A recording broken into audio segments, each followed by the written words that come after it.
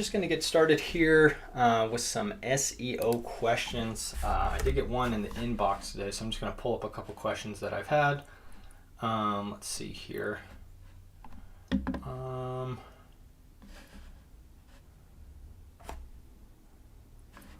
Let's see. I got a question earlier today. This is coming in from Carolyn.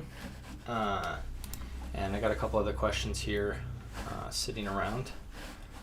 So the question that Carolyn asked is, what's the best image file naming conventions for SEO best practices?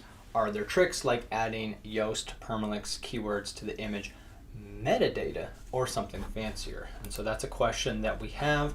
I also have a question that came from the YouTube comments that has to do with using WordPress SEO plugins. So I thought that would be a good thing to cover. And also I've been getting some general questions about how do I rank locally for the services that you offer. And so that was another thing I wanted to talk about today. So first question that I got had to do with image best practices. When you name images, what should you name them? And I thought about this, and I don't really have something that I follow. And so the advice that I have here is twofold.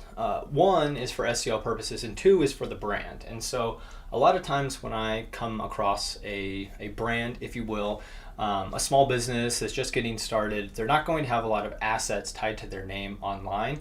And so if you look for the business online, you're not actually going to see a whole lot. And so like, let's use an example here of Then Can Designs. I'm going to search actually in incognito. Let's see here. Incognito. I'm just going to search Then Can Designs, which is the name of my business.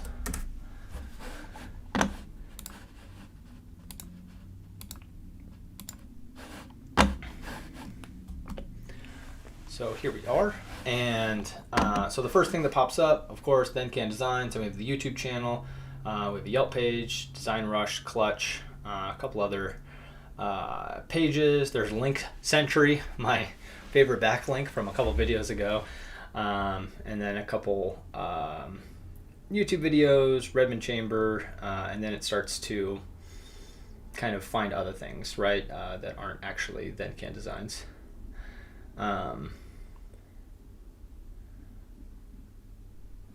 Okay. Now, when you're looking up a new business, you might not have anything, right? Usually you'll just have like one page. And so what would be nice is if people were to happen to get to other things, you want this to look a lot like you. And so here, at least like the whole page now is filled with like, for the most part, images related to Then Can Design. Some of these are old, some of these are new, some of these aren't that related, some of them are. And some of them have to do with that, the can. Anyway. So all that to say is that it's good to have some images that show up under branded searches. So let's go to, say, this image right here. What's it actually named? So I'm going to open an image in new tab. Oh, it's been passed through. Let's try this one. Open image in new tab. Actually, it's probably trying to give us like the cache version of it. Let's see if I can get to the actual. I want to get to the image itself. Oh, okay, it's a featured image. So what I would probably do, which actually I did for this image here, so you can kind of see if I hover over it right here.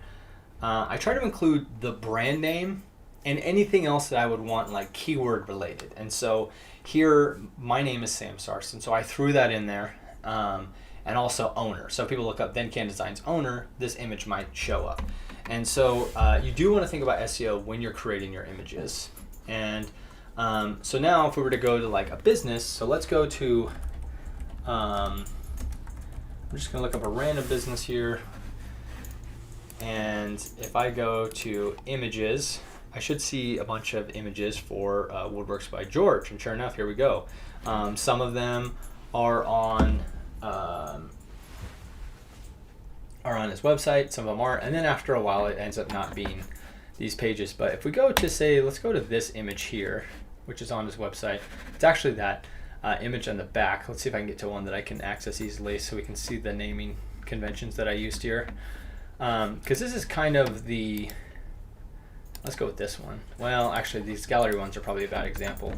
Let me go to, what I like to do is I like to do business name and then the service and then sometimes the location. So that's kind of the, that answers the question right there. So let's see what this one's called. So it was called, see that up there? G3 Woodworks, which is the name of the website. So that's actually what I want to show up. Finished carpentry window. So I made it kind of match up. And sometimes I'll also do things like Bend, Oregon, because that's where the business is located. Now, if you go to inspect right here, we'll be able to see the alt text, which might be none. It shouldn't be, but it might be none. And so an alt text that I might use for something like this would be like, window in Bend, Oregon, facing out looking at trees. And that's kind of a way where you're still actually giving people that have seen difficulties a good experience, but you're also able to SEO it a little bit, especially for locally relevant ones. So let me find a page here, because I want to show you guys this tool that's pretty nifty. Let's see here.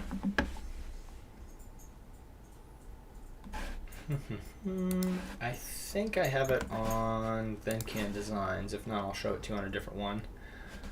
Let's see here. Plugins. Nope. Okay, so let's go to, pretty sure I got it on the one we were just looking at.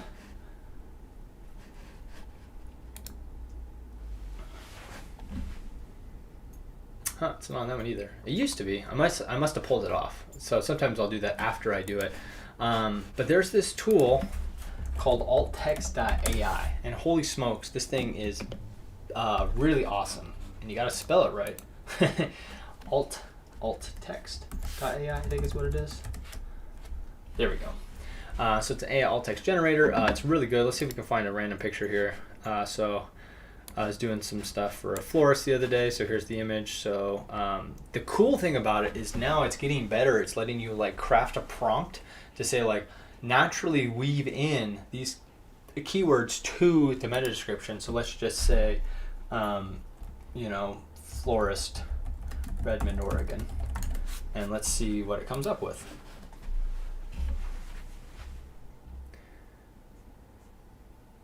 A florist in Redmond, Oregon, holding a vibrant bouquet of mixed flowers. And so, pretty good. I mean, obviously it's a bride, so I would change that. But the thing is, you can just use the automatic version of this tool, and it will give you such good responses. And it's for like $5 a month. You get like 50 images, I want to say, maybe 100. Let's just see really quick here. 100 credits? Yeah, 100 credits for $5 a month. That's the plan I'm on. And the credits roll over, which is amazing. And so I really like this tool a lot. That will be my base, and then I'll go on top of that. And generally speaking, what I do is I will set the alt text for all the images on the site, and I'll use alttext.ai. I'll go through it, quick little manual check. I need to offload that to like a VA or something. And then after the SEO has been going on for a while, then I might go through and sprinkle some Bend Oregons in there, and make sure that it actually says our services. So I'm not so worried about alt text, besides being a tool for accessibility right now. So not to say you can't use alt text for SEO, and it's definitely something that you want to do, but I'm using it less and less for SEO on the front end, if that makes any sense. So, all right, that was way too long on that. I'm kind of stalling to see if I can get any questions. Hey, we got somebody. Hey, Matt. What questions do you have? Let's see. I had another question recently from a YouTube commenter, and he was asking about SEO plugins when it comes to WordPress. And I'd love to make a video diving deeper on this topic just in general. And so I'm going to give you just a quick rundown. I typically use SEO Press these days just because I bought the license. But I know a lot of people use Yoast, and that's fine. People use Rank Math. But I can tell you that the practices pretty much work the same throughout. So I'll circle back to SEO plugins here because we have a live question. And this is the live, so we got to reward the people that are live. So let's see what we got here. Let's see. Does it make sense to try and rank for the little heart things right above it to try to rank for your town or the county where your town resides? That's a great question. Okay, Matt, thank you. I'm going to do that. This is going to look weird, but it's the only way I know how to get the chat to come up. And so, again, does it make sense to try to rank for your town? And then it says or under the heart. Bam. Or the county where your town resides. So I've had this question a lot, and also people will ask about zip codes too. And so look at that chain of Sams there. All right, so let's go to SEMrush. Let's go to SEMrush and find out. So Matt, remind me where you're at right now, because I know that, let's see, we're gonna go keyword overview, because that would be kind of fun to look at.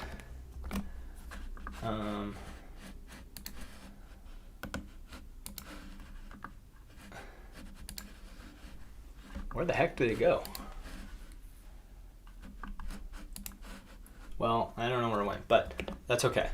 Matt, if you can tell me where you're at, we can actually do some searches and see in your area, which would be kind of fun.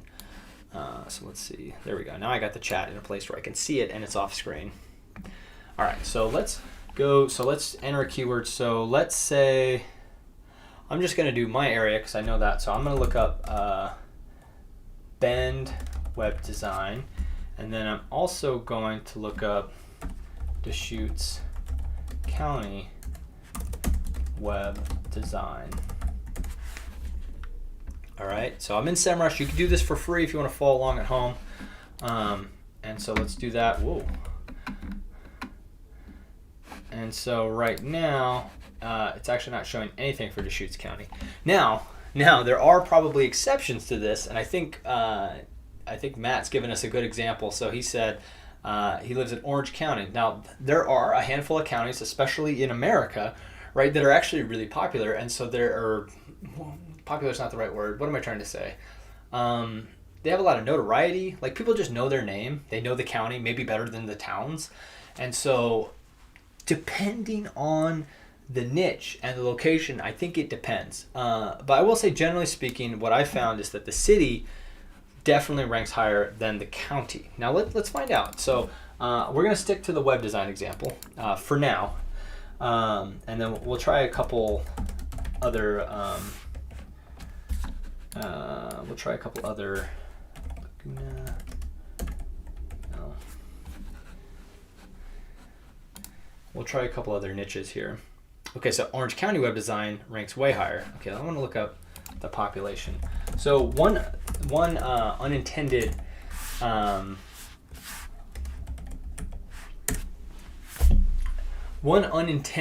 benefit of being in SEO is you end up becoming like a low-level geographer. And so I've had to learn a lot about cities. So Laguna Niguel is a town of 65,000. And so some people might think like, oh, like that's not that big a deal, right? I don't need to worry about that. I need a bigger pool to pull from. And sure enough, obviously Orange County is going to be bigger, right? Right? There's 3 million people in Orange County. But this is the same problem. So I've seen this a lot. There's a couple web designers that I've worked with lately, just because I'm in a web design community talking about SEO. And so we've just naturally started to talk about SEO topics. And, one of them is in Detroit. One of them is in Austin. One of them is in Atlanta. But not really. They're in, suburbs of these towns. And when we look at the suburbs for all those towns, they're somewhere in the population range of like 70,000 to 120,000. And usually, especially when you're in a suburb of a big city, big metropolitan area, like something like Orange County, then there's usually a town right next to you that's also 100,000 or maybe 250,000 or there's a couple like 50,000 sprinkled about you. Now, a totally different example is like Bend, Oregon, which is a population of about 102,000. I saw the sign the other day, it said 107 on the way into town, so I think that's changed. And then the town next to it is Redmond, which is 35,000. So that's the next biggest town. And most of the towns are 10,000 or fewer around that. So there's only like 250,000 people in the whole area. Now, all that said, you can still have a perfectly good business in a town like Bend, Oregon. Now, if you're in a really rural area, it could be hard then. I get that. But to go back to Matt's question, right? The county or city? Generally speaking, I would say the city. But this is actually a different question. This is should I try to rank for the biggest area near me, or should I try to rank for where I am actually? That's actually kind of the bigger question. And I'm going to say it depends, but I'm going to give you some examples. So my example right now is going to be, I'm in Bend, and if I wanted to rank for Redmond, which is the next town over, small, when it comes to my Google business profile, there's nothing I could do about that. I'm going to either rank in Bend or I'm not. I can't really force ranking in Redmond, maybe. And this is a bad example because Redmond's small. But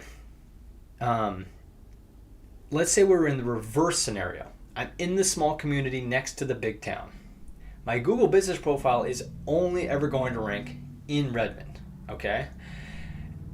I could get a page to rank for Bend, but I can't get the Google business profile to rank beyond Redmond. Maybe, but probably not, because it has to do with the proximity to the pin, where even if you're a home-based business in your service area, it's still going to be based on where the pin is placed. So, for Matt's example, Laguna Niguel is the city he's physically located. So I would certainly, when it comes to the Google business profile for his business, it's all about Laguna Niguel. And again, the population was 100, or it was like 60, 70,000, 65,000. That's not a bad number, right? I think depending on what your niche is, I think you're going to be okay ranking in a town like that. And you could also look around, if you could go to Dana Point, Laguna Beach, look at some of these other towns right here in this area, and even scroll out a little bit, like who's within driving distance. Could I maybe rank for Irvine, Huntington Beach, Santa Ana, Anaheim? Maybe these are getting too big, right? I'm sure, I think Anaheim's got a really big population, but even things like San Clemente. And so this brings us to service area pages, because all Matt's going to be able to do is rank for Laguna Niguel for his Google business profile. That would be great if he can rank in that area. It's got really good exposure to 70,000 people. But what if he wants to get exposure to more people? Well, I would start doing some keyword research on these towns around here, especially bigger ones, right? I don't know the geography very well. Mission Viejo, that rings a bell. So I'd look for towns that have a lot of, a bigger population. Then I'd go back into SEMrush, and I would start putting these in. And another fun thing that we could do nowadays is, hold on, I gotta open this up. Now, I should have been showing you guys my map the whole time I just did that. I was looking at a map. That's what I was doing. You can imagine what it looked like. It looked like this. All right, so let's say, okay, let's get this up. So, I'm gonna write to ChatGPT, give me all the cities around Laguna Niguel with a population over 50,000 that is within 1 hour driving. And then I don't want to look it up, so I'm going to say based on your knowledge base. Because otherwise I might try to Google it, or not Google it, it's going to use Bing, right? So let's see what it says.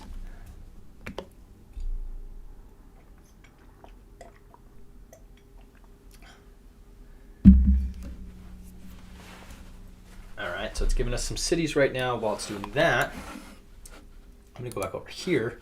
I'm going to pull our list, and I'm going to paste this back in here. I'm going to say, based on this list of cities output a keyword list that looks like this. All right, that should spit it out pretty quick.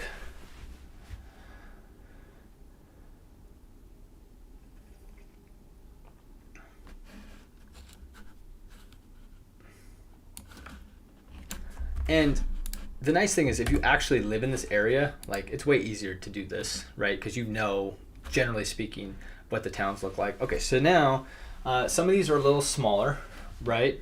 Like I'm talking about like Huntington Beach, it's saying. So the things I always like to look at first is search volume, which is roughly the searches per month, and then I look at the keyword density or keyword difficulty. People will say that's not the whole story, and you're right, and we could get into that later if you guys want to see like how to actually know if it's rankable. But I can see Orange County would definitely be, I would want to target that, but it'd be a long-term game. I think you could get some short-term wins along the way. And so Anaheim web design, I mean, somehow that doesn't have a lot. And then also another number I like to look at is the CPC. So that's this number right here. So that's the average cost per click value. So look, it's double digits for Anaheim. People are spending money to rank in Anaheim. So you could try to build a page around that. We also have Orange web design, interesting. Irvine, Costa Mesa, Fullerton, and then it starts to kind of lose data. So these are probably lower numbers. I would go in Google Keyword Planner and double check these based off of Google's data. But who's 1035 here? Mission Viejo. So people are putting money behind that, and people are putting money behind Huntington Beach. So all those pages I feel pretty good about. I'd still build out a Laguna Niguel web design page because that's where you live, and that's true for anybody. Like wherever you live, build out a service page for where you live. And then, okay, so now how do we do this, right? Let's see. I need something to, oh man, I just closed my chat. Now I can't see. Okay, so I would like something where I could draw something. I've been using the Zoom whiteboard feature. Let's see if there's anything else out there that looks like a whiteboard. Here we go. Let's see. We're going to try a random thing out that we just found on Google.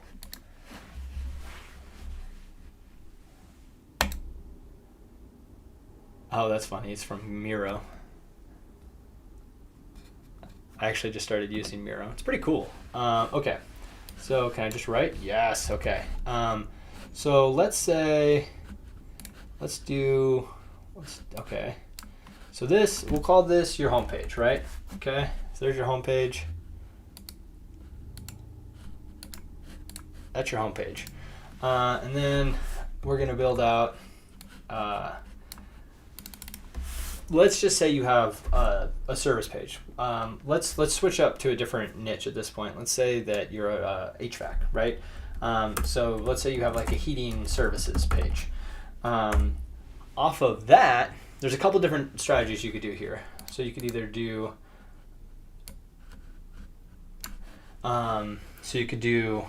that, and then from there, you could build out, you know, what did we say? We said Orange County was good, but hard to rank for. We could have Anaheim. We'd probably hit Orange with Orange County, and then let's say we had Mission Viejo. And then really, this would be the page that's tied to Laguna Niguel, Laguna Niguel. And then you could branch them off of that. So that's one way to do it. Let's see if I can make this work. All right, does that make sense? So you're having them be subs of that page right there. Let me zoom in now so we can see. Actually, I should be able to go like this, right? So you have your home page, and then you have heating services, which is tied to your keyword or your main city, and then you would have a sub page that's basically the same thing, but it's repurposed for Orange County, Anaheim, and Mission Viejo. that's one version of this. Another thing that you could do is off of your home page, you could have, let's see if I can select all of this.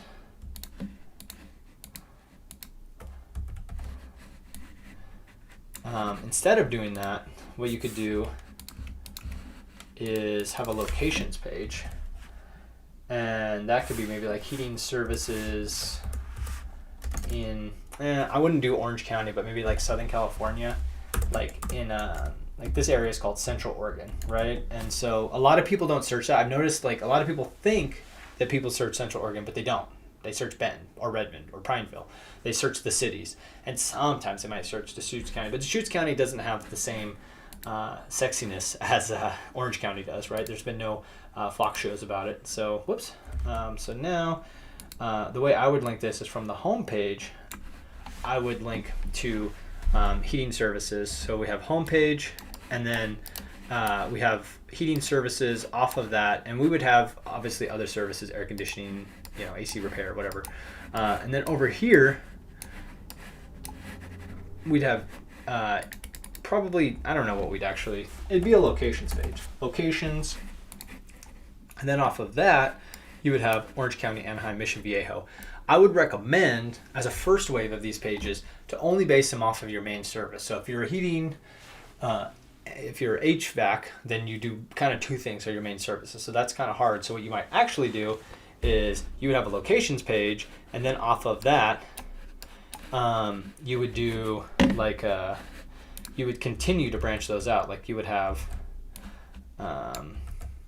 this would be Orange County, like heating services, Orange County, and then this would be AC repair, Orange County.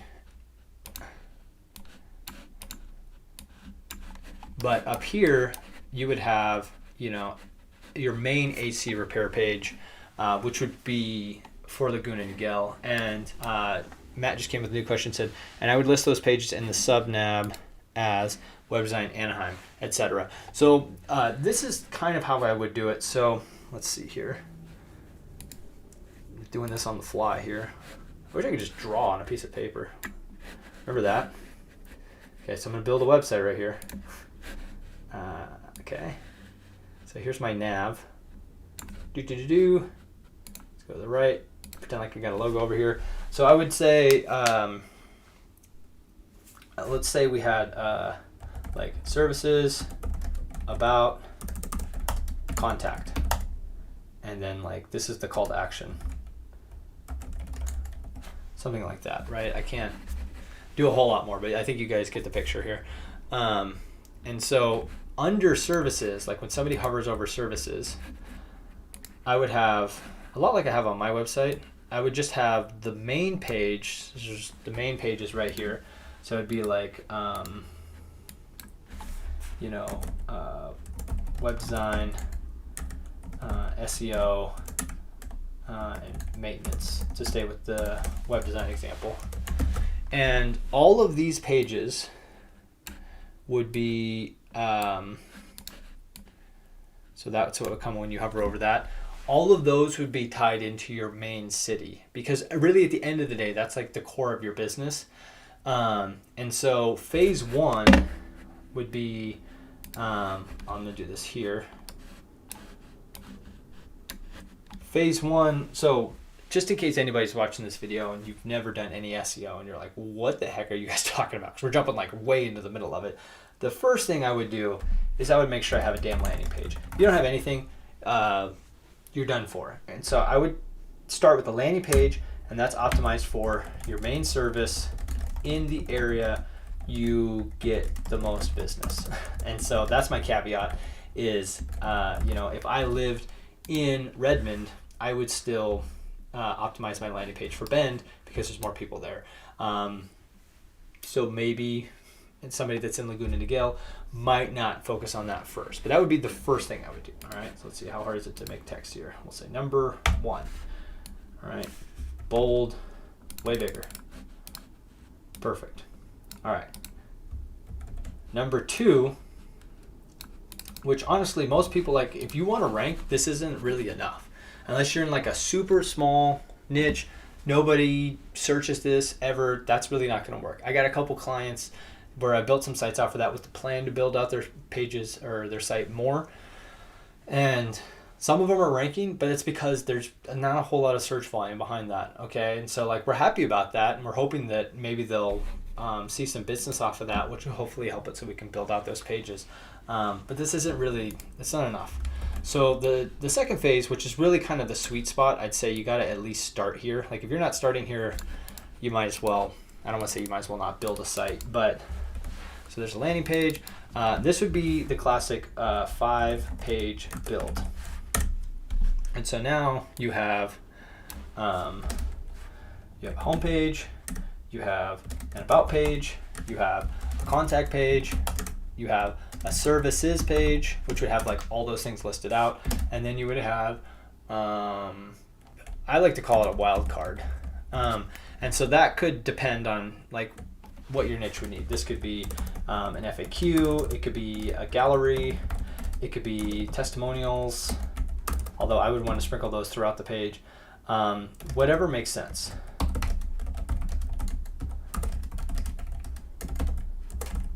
And then from there, and sometimes I'll forgo the wildcard page and just build out 2 individual service pages. Like if you only have 2 services, or if you have 1 service, then we might be okay stopping there. But here, this is like the services hub page. And so later on, this will act as the hub for the spokes that are the other services. We could branch those out later. And then from there,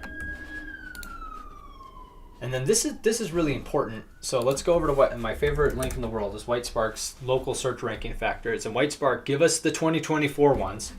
And so what's the most important ranking factors for local organic search results?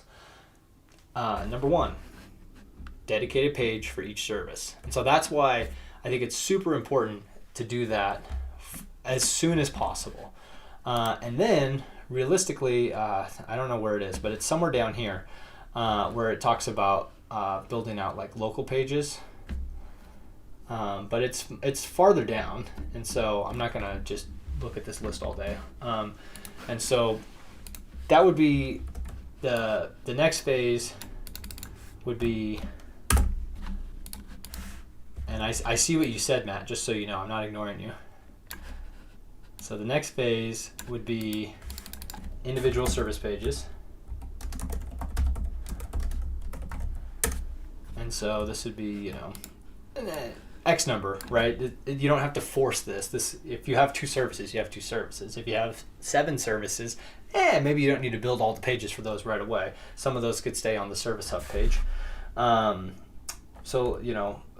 Individual service pages. That's all I'm going to write for this. Right? So times however many.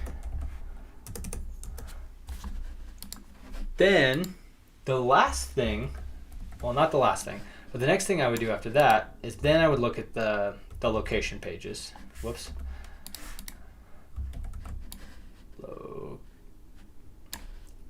So we can call them service area pages. That's probably the better name for them. Some people just call them city pages. And I would focus on top service and closest cities. And so probably not more than 5. And so now when we get done with all of this, we're going to go back to the page here in a second. There is a step 5, but bear with me here.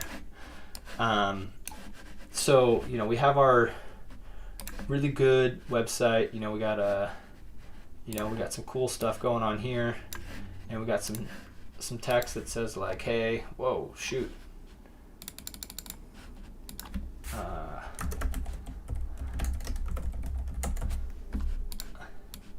We've done all sorts of stuff. Go watch the other videos if you want help with on-page SEO. But what I would recommend doing for the location pages, so right now we have services, right? So those would be our individual service pages. So we've gotten to that point now. We've got all the rest of the pages, and probably, we'd have our like FAQ page up here or something. Or like for us, a good one also is like a portfolio, right? That'd be a good one. Portfolio or case studies or I literally just listened to a podcast on this morning. Case studies, testimonials, or something else. Help me out, Matt. What am I thinking of? Okay, but down here in the footer, what I usually do very early on is I'll say something like proudly serving, Anaheim. You could do commas, you could do bars, whatever you want. Anaheim. What were the other ones? Like Mission Viejo, Huntington Beach. Is it Hunt? No. Hunt. Santa Ana. So on and so forth. And at first, it literally goes nowhere. But then as time goes on, as I build out these pages, these link somewhere else. And sometimes, I'm not super obvious that those are links because like people don't want to click on those. Like I don't know, they might, but generally speaking, it doesn't matter. And so that's exactly what I did on this page. So you could tell these are links on this page, but a lot of my client sites that I use this, I don't want to call it a tactic, but if you use this, if you build out service area pages, you could totally put them down here. And the thing is, people aren't going to get down here and click on it, maybe, but what they are going to do is they might find your business. If they're looking for, say, web design, Prineville, Oregon.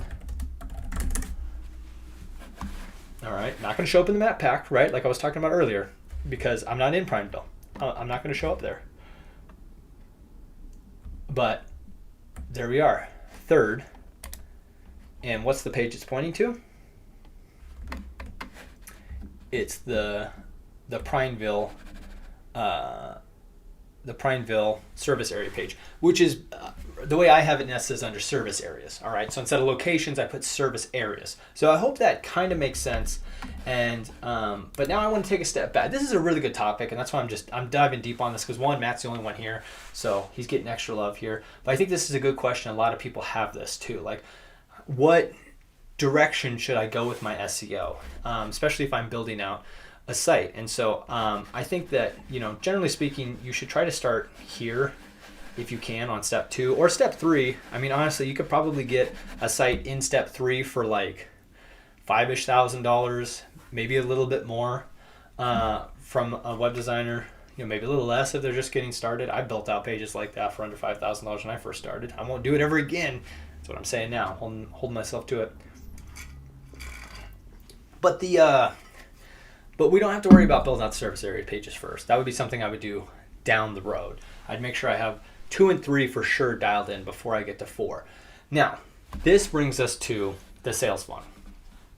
Because in case you aren't watching the chat right now, Matt said, what about the blog? Now, there's some arguments for doing the blog earlier. I'm going to tell you why I think you should do the blog later. But stick with me because I think that there could be some reasons to do it early as well. So let's see if I can find the right shape here. Yeah, that's what I want. I want a funnel. So let's do it like that. How do I rotate this? There's got to be a way. Oh, there it is. Okay. Welcome to sales funnel. Okay, text. So at the top of the sales funnel is informational. And there's, discovery, all this stuff. There's different ways, but I'm going to really simplify it because every video I watched on the sales funnel back in the day used to like hurt my head. I didn't go to school for marketing. I don't really understand this fully. So just so you know, that's the frame of reference I'm coming from. I went to school for biology.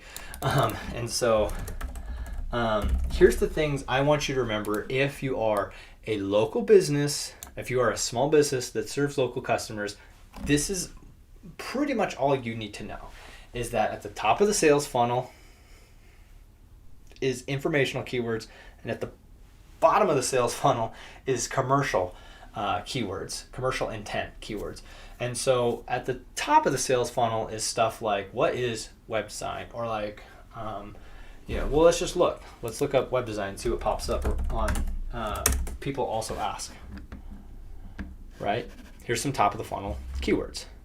What does a web designer do? What are the 3 types of web design? I have no idea. How do I start web designing? How hard is it to learn web design? So now notice that if I were to just look up web design and I were to get informational intent keywords, it would mostly be serving me as if I were trying to figure out how to be a web designer. And so people would maybe start to go down that path, and they'd be like, oh, that's not what I want. But usually people that are at this point in the sales funnel are still trying to figure it out. They've decided they want a website. Or, let's switch it up. Let's talk about something else for a second. Let's say that you do roofing, right? Somebody's got a leak in their roof, but they don't know if they need a new roof. The classic thought is that here's what I'm going to do. I'm going to write a really good blog post that helps people out in this situation, right? So I don't know how many people search this, but let's say like, if my roof is leaking, do I have to pay rent? Yes, that is, if I've learned anything in my life, it's yes. Do I have to, we'll say, replace it? And here's an article that's being featured. With so many components of a roofing system, a leak could arise from problems, blah, blah, blah, blah, blah, blah. However, if the majority of the roofing system is the cause, you'll unfortunately need a replacement. So the thought process is, if we were smart exteriors, who are the people that are ranking for this featured snippet here, if we were smart exteriors, that would make us say, these guys are smart. Or it would make us be enticing enough for us to read this and be like, all right, well, let's read about it. And you'd start reading about it, and you'd be like, okay. And then we would click on it, and we'd find out that it's actually a blog post for Kansas City Roofing Company. That's great. Here's the message. I don't live in Kansas City.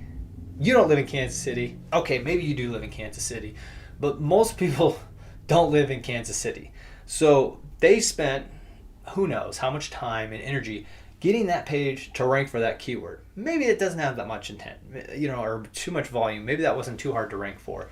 But here's the thing is, and this is really for people that serve only their local area. Okay, so this is different if you're somebody like me or Matt that can serve people all over the country, right? Me and Matt might want a tool like this or have an article that could rank. I've done this before. I wrote a blog post this year on Google Business Profiles to accompany my Google Business Profile Masterclass, because I figured if people were to come across that blog post, then they might want to work with me, and it doesn't matter where they're located.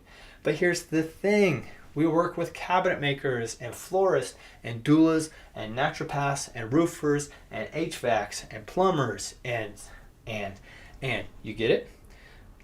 If I'm able to rank way up there for that question, that's great. But if they get to this page and they find out that I work in Kansas City, then I'm done for. All that effort was spent to basically without any benefit, because the person's going to bounce at this point. And so I hope that's coming through, is that for most local businesses, blogging is almost irrelevant. It's almost irrelevant. And that's kind of a hot take, I know, but I'm going to take that stance, is that informational intent keywords are not important for small businesses that serve local customers only. Now, I realize that there are a lot of people out there that serve local customers and they serve customers outside of their base. Should they try to rank for those keywords? Yes. I think that would be part of the long-term plan. That would be step 5. Now, the old thought process was, well, if I write some blogs around web design in my area, then it might rank, or whatever your service is, right? Let's do like roofing. I'm just going to pick a random city right now. Roofing in Boise, Idaho. All right, and I just did a roofing website, so I know like that's probably the right keyword. So, like normal, we got the LSAs at the top. Those are the local service ads, in case you're unfamiliar with those. So those are pay-per-call. Those are kind of newer, so you might not know about those. After that, we have the PPC, we have the pay-per-click. We always want to investigate the SERP when we're doing our initial keyword research. Then we have the map pack. Pretty typical, lots of reviews, right? Over 50 on the top 3. Could be hard to crack into that if we were building a website out for somebody that's a roofer in Boise. Now, let's see what's showing up when we search roofing Boise, Idaho. I almost said Oregon. Oregon's trying to become Idaho, not the other way around. That's a topic for a different video. Okay, number 1 is an actual local company. Number 2 is an actual local company. Number 3 is the Better Business Bureau. Number 4, let me zoom in here, make it easier for you guys to see. Number 4, local company. 5 is a list. 6 is a company. These are service pages. Okay, that's the key I want you to know. These are all service pages or home pages so far. This is a service page. This is a list. This is a home page. That's an ad. I scrolled too far. Sorry. Some ads. It's a home page. It's a home page for local business. Home page for local business. There's a list. There's Forbes. So that's like a list. Local business homepage. That's a list. That is a homepage for local business. This is a service area page for local business. So they probably service more than Boise.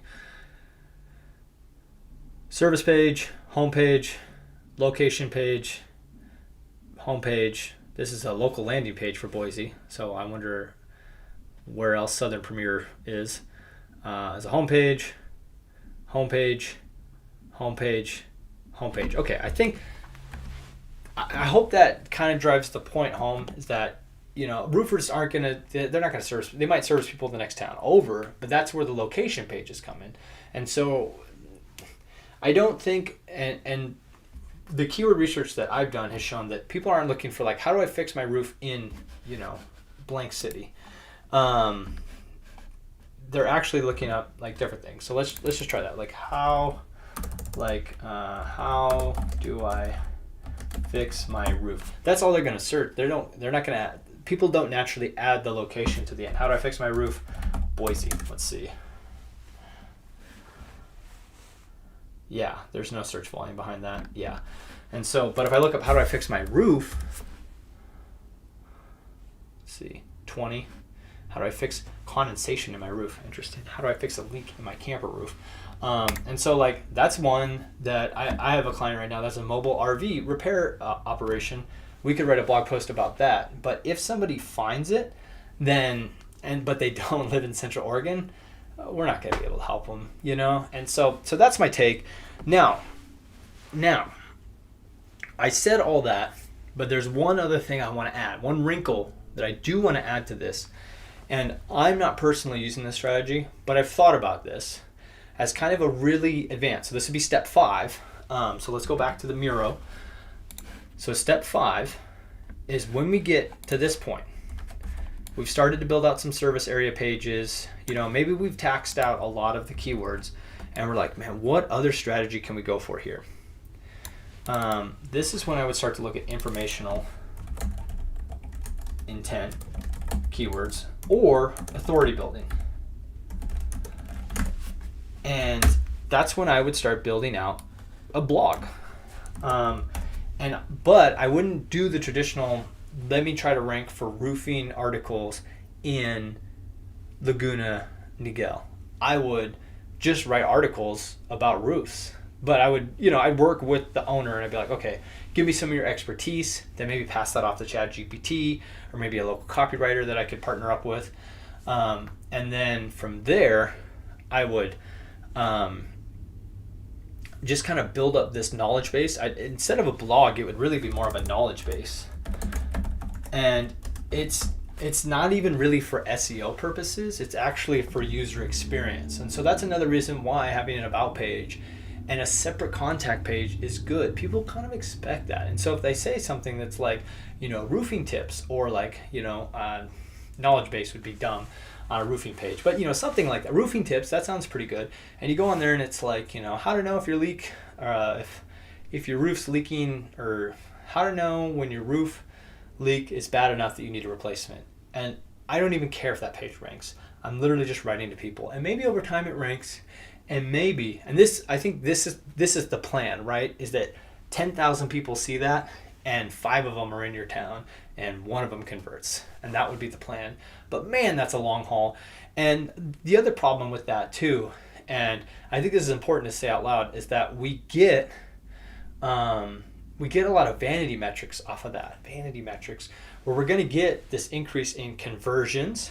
we're going to get this increase in clicks, in views, but we're also not going to get conversions. Eventually we might, especially if we write the page in a good way. And by the way, this is all for local SEO. If you were trying to work on like a national brand, then actually this might be the only thing you got.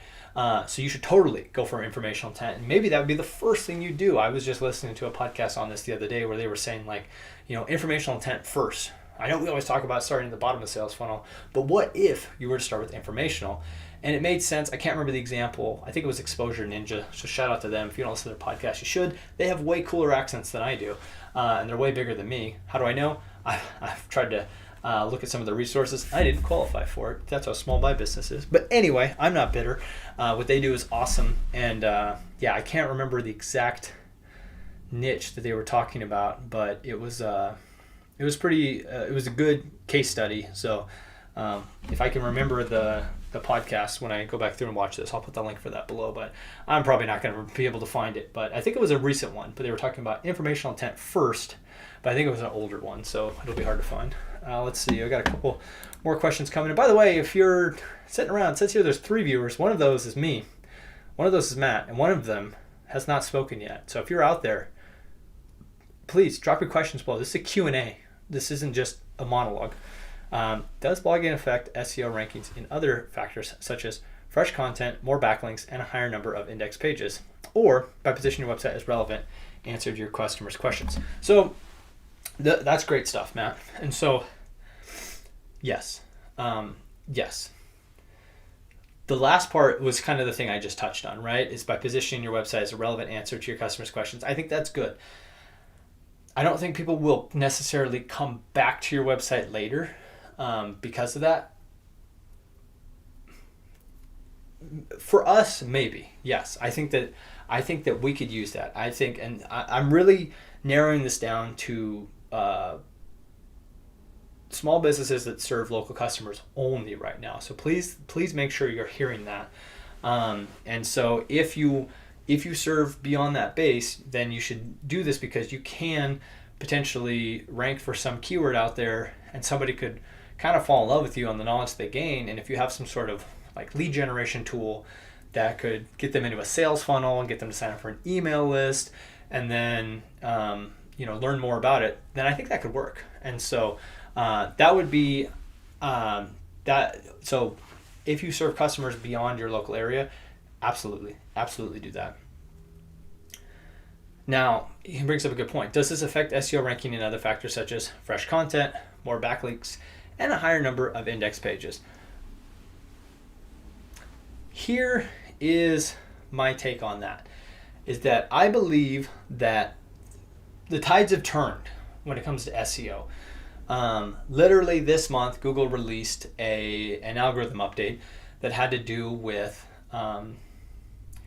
updating their spam policy. That was kind of the big thing. That was number one. Number two was it was just a general core update. So there are changes. If you are doing keyword, if you're doing like position tracking right now, things are looking a little funky. There's a lot of up and down. It's like a roller coaster on some things. So hang on tight. But things will probably settle down here. But it seems like the biggest people being affected are bad actors that were out there that were kind of manipulating the system. Good. Get rid of those guys. We don't ever want to do that. But part of this, to me, based on what I've been seeing from, posts from other people that know a heck of a lot more than me, so I'm just taking that knowledge and amalgamating it and then regurgitating it, okay, is that Google is not so much worried about there being a lot of content, and that was actually the problem that was happening, is people were spinning up these websites with thousands of pages using GPT-4 and the like, and then they were able to rank high faster because of what you just said. They had so many index pages that Google's like, this site must have authority, and they would just rank it higher. So I think there is something to that, right? Oh, well, the more pages you have, the higher you'll rank. But I don't think that's necessarily the case going forward. I think that a lean site is good because it actually shows Google exactly what you do. And I think that it's better to have more kind of quality and quantity on each page. then to build out these other pages. Now I'll just very transparently say, like, I don't know, because I haven't really had any clients that we've gotten to the point of building out a blog and seeing if that made a big difference. Historically, that seems to be the method, right? A lot of SEO plans include creating blog posts to provide fresh content, right? And then ideally you'd be able to get backlinks to those blog posts, right? But here's the thing, right? I'm not so worried about, making my domain authority, especially for my clients, higher. I don't care about that at all. I care about them getting contact form submissions and phone calls that turn into paying customers. And so I'm looking for what can get them ranking fastest so they can start getting results. Because if they can get results, then we can figure out what to do way down the road. But if we can get them ranking higher faster, they're going to be happy, so they're going to stick with me. I'm going to be able to continue to optimize those service pages, which are at the bottom of the sales funnel anyway. And then hopefully we got them so busy that we can start to worry about things like, should we be writing blogs and stuff like that. But from my experience, even with these keywords that are either like not that competitive or fairly competitive, somewhere in that range, because that's all you ever get with local keywords is, you're not ranking first overnight. And so there's always stuff to be done at the bottom of the sales funnel before you work your way up. And then once you're kind of like, I don't want to say done at the bottom of the sales funnel, like what else can you do beyond that? I think that's when you have to start asking yourself those questions. Like, should we be posting content regularly? But like Michelle from our group, Matt, she recently, well, not recently, but a while ago, she said something like, I don't blog unless it's for SEO. And what I took away from that was that, she's only writing blog posts that are tied to keywords that she thinks could pull people in and potentially get them as a part of her sales funnel. And so basically, I don't think that having knowledge articles is necessarily the same as that. And it could be good for fresh content to do that kind of stuff. But the thing is, anytime you post something, and this is the thing I want to caution the small business owner from. If you've somehow made it through this whole ramble and you're a small business owner in some like random town in Minnesota, and you're like, okay, I think I'm going to start posting random blogs, I think that'll be a good idea. The problem that you could run into is that you might do keyword cannibalization. And so you might not realize that you're writing about roofing in every single blog post, and that because of that, you've actually weighed you're starting to show up for your, suburb of Minneapolis for all of these things. Maybe that's happened, but now you're actually starting to weigh down your service page with these informational pages because they're all ranking for the same keyword. And Google sees like, oh, these are coming from the same domain. Like this person's up to something. And so I think that is an issue you can run into. So you have to be very tactical about what you're doing. And so like when I wrote my blog post about Google Business Profiles, I made sure that was, for like Google Business Profiles 2024. And it's really not ranking that well. And I don't think that many people read it, but it's fine because it was more of an authority building ploy. And I think that helped. I haven't gotten any backlinks off it, but if you haven't seen the backlinks video that I did, it's getting some good traction. But that was sneakily like the best video I feel like in the Steal My Local SEO Strategy video series, because it talked about stuff that people just don't like to talk about, which is backlinks for local landing pages, because people don't want to link back to that. So you're not going to get backlinks for it. But I just want to show you guys this here. So this is let's go to incognito as is tradition. So let's go SEO Bend, Oregon. So this is the keyword I've been trying to rank for. So you may recall when I first started that series, I was not in the map pack and I was ranking about 30th. And here we are today, right there in the map pack, probably just on this side of town, just like for web design. And then, oh look, we've even moved up since earlier today. So, oh no, wait, still 6th. So 6th.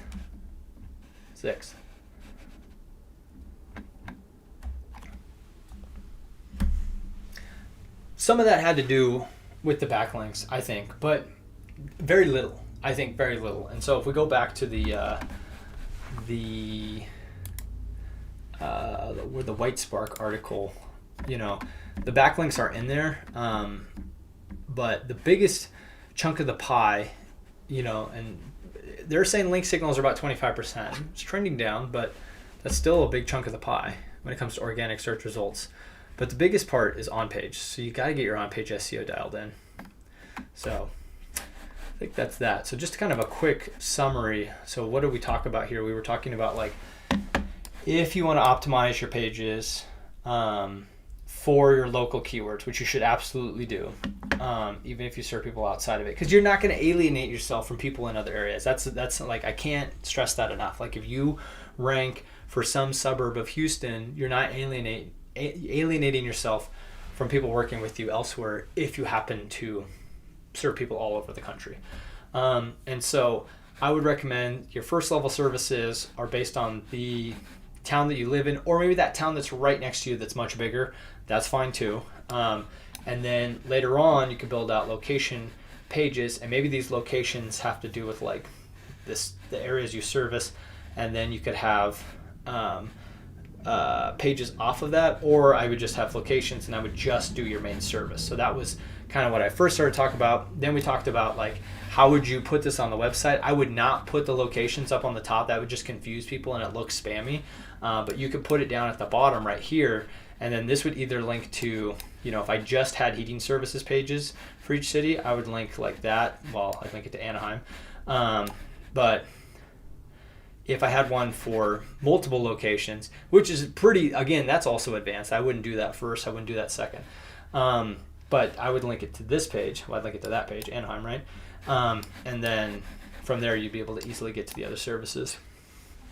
And so this is kind of the flow that I would go with a client on their site. Again, I don't like to start here, but if that's the budget they have, I still am down to do a landing page most of the time for people. If it feels like somebody that's going to grow, if they just need a landing page, I'll refer them to somebody else at this point. It just doesn't make sense.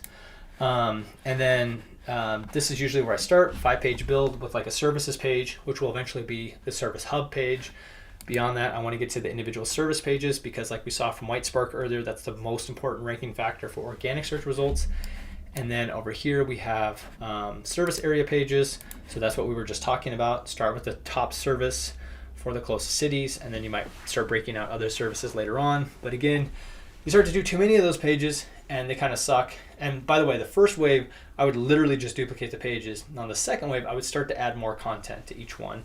And then the last step is I would start to finally work my way up the sales funnel, and I would get to informational keywords. And if I can serve customers outside of my service area, then I would work on, seeing if I can get people in the sales funnel by writing these really helpful blogs that could pull people in, have some sort of lead generation tool, maybe get them on an email list, and then don't sell them right away, just capture them and work on selling them over time. But if I only serve local customers, then the only reason I would build this up is have a knowledge base. So when potential customers get to this page, they could maybe find some resources and kind of fall in love with me, but they're not going to get to my page from the knowledge base. They're going to find it while they're there, dig around, check that out, and then be like, oh, I'm going to work with these guys. And I'd assume that they're somewhere closer to the middle of the sales funnel if they got to my page already by looking up, say, roofing in the town that I'm in. So that's kind of just a general flow there. So I've been talking for a long time and I ran out of water, so I'm gonna go get some water really quickly.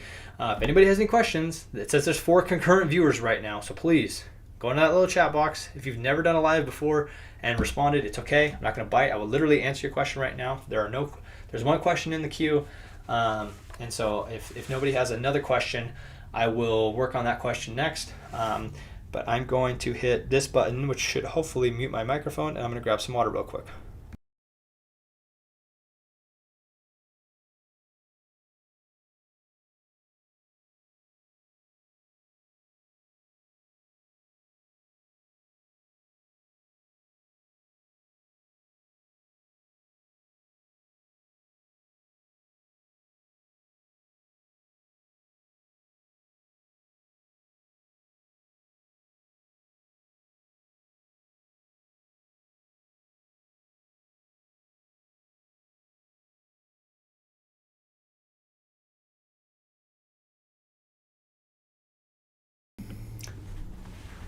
All right, hopefully the sound's back.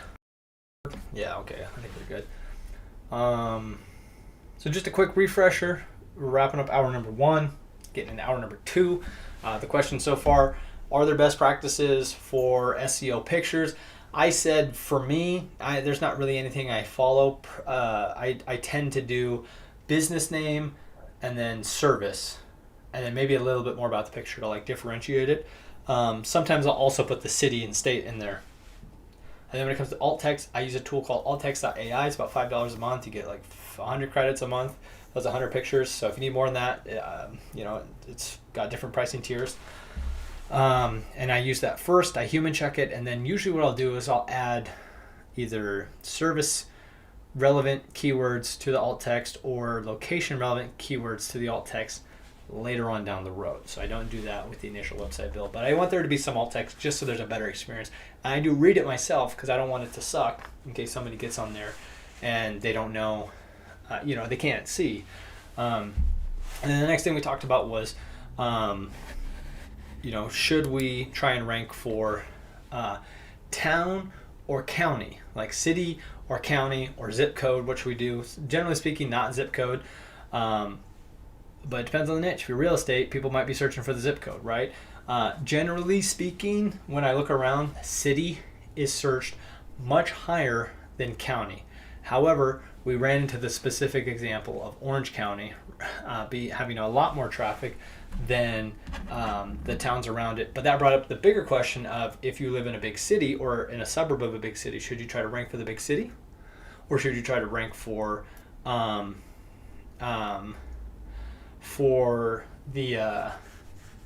suburb that you're actually in? And generally speaking, I think you should try to rank for like the suburbs around you first, while also still trying for the big one. And so that was kind of the example we used for Orange County. Orange County has the most traffic or the most search volume, so we'd want to do that over time.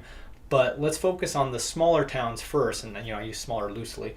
They're all about 50 to 100,000 people, so that's plenty of eyeballs that we can get on your site. And then I talked about like how I build websites out over phases, and I either do that just through web design or through like SEO sprints of building those out over time. And everything, like once the initial site is built for me, I'm always doing it based off of data. So we're doing keyword research and we're building the pages off of actual keyword research. So we got a new question coming in. Let's go. From Code Intern. Do you use SEO schema for all pages or only for the homepage? It's a good question. SEO schema is, it's kind of a more advanced strategy, I would say. Like it's not really the first thing I tend to do, but it is kind of. And so I'm trying to think of a good way to answer this question while also maybe touching on some other topics. I'm going to say that I don't spend a lot of time thinking about schema, Code Intern. So that's my first take. So I usually work with local businesses. So my specialty is local SEO. Now there is a local business schema markup, right? And so I think it's good to have that. Google has said that they're trending away from using schema for search results, especially for like FAQs. They used to use those for featured snippets. They say they're going away from that. That doesn't mean I don't still use it sometimes. I do like to sneak those in there, and there's a chance that could show up again later. Just because they're not doing it right now doesn't mean they might not come back to it. But I do think it's important to have your local business schema dialed in. And this is one of the reasons why I do really, really like to use an SEO plugin. So let's go. This brings me to the other question that was in the queue from before, which is how do I kind of set up an SEO plugin from the beginning? And I'm talking about WordPress right now, but a lot of this stuff does apply. So let's go with, let me pull up my site here. Oh, I don't want to pull up somebody else's.